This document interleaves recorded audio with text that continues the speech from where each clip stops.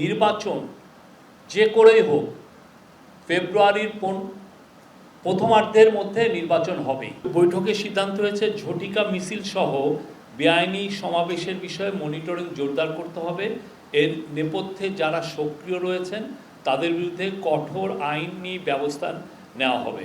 সরকার আইন শৃঙ্খলা পরিস্থিতি যাতে উন্নতি হয় তার জন্য সর্বাত্মক কাজ করে যাচ্ছে। আপনাদের বুঝতে হবে যে এই অগাস্ট 5-এর পরে মোর দেন 1615টার মতো ঘটনা ঘটেছে, প্রোটেস্ট বা বিভিন্ন আপনি অন অ্যান এভারেজ প্রতিদিন 4টা করে ইনসিডেন্ট ঘটেছে বা প্রোটেস্ট ঘটেছে সব মিলিয়ে। তার মধ্যে 600টা ছিল এডুকেশন মিনিস্ট্রি সংক্রান্ত।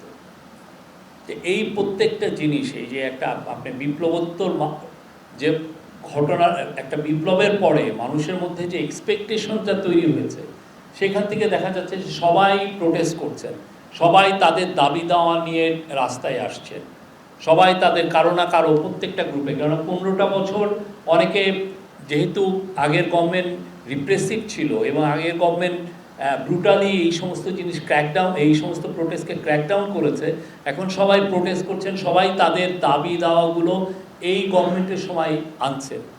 তা এই গভর্নমেন্ট যথেষ্ট এবং আইন শৃঙ্খলা বাহিনী যথেষ্ট ধৈর্যের সাথে এই বিষয়গুলোকে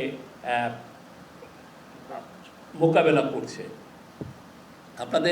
আমরা চেষ্টা করছি এবং আজকের মিটিংয়েও বলা হয়েছে যে নির্বাচন যে করেই হোক ফেব্রুয়ারির প্রথমার্ধের মধ্যে নির্বাচন হবেই। পৃথিবীর কোনো শক্তি নাই এই নির্বাচনকে ঠেকাতে পারে। নির্বাচন হবে এবং সে বিষয়ে পুরো যত ধরনের প্রস্তুতি লাগে সেই প্রস্তুতিগুলো নেওয়া হচ্ছে।